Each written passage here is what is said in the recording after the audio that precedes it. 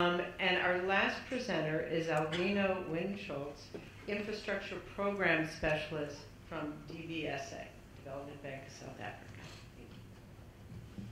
Good day. I'm not going to speak a lot about DBSA itself. I know Mr. Moshe was already on here yesterday, and I'm sure he spoke a lot in terms of what we do from the international finance side. I would like to speak more in terms of our project preparation unit. The project preparation unit at DBSA was only established about a year ago, 2 years ago in 2013, after DBSA went through a restructuring process. And we realized that the need for investment is big. We all know the financing gap. So we had to come up with different ways in terms of preparing these projects to an investable stage as well. In doing so, we have a group of started out with a group of about 9 people. We are now increasing that size to about 18 people as more and more projects are landing and coming through the system for us to prepare and take to a bankable stage. We are funding all PPP activities, mobilizing advisors to prepare bankable projects, and facilitating and managing project preparation activities and funds as well. We cover the whole of Africa, the whole continent. We just got a mandate to go beyond SADC, so we go into every and each country where there's a need for project preparation.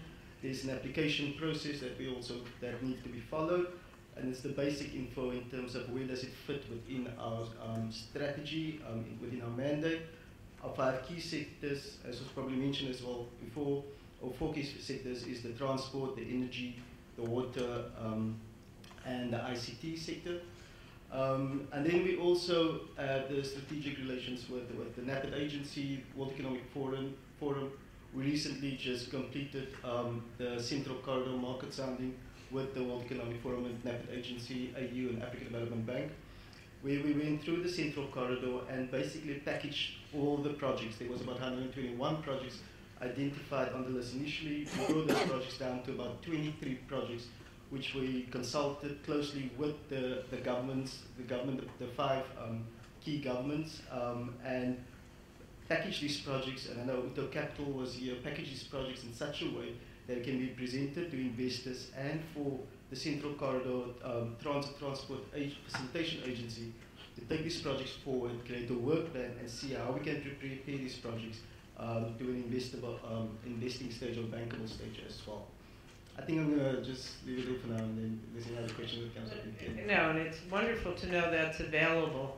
You know, maybe we should make sure we do some more marketing for you. Because as we talked about yesterday, one of the central problems is there are facilities available, but they're underutilized at the same time that we don't have enough funding. So we have a coordination failure. Doing business in Africa, you can't afford to be without Africa Investor.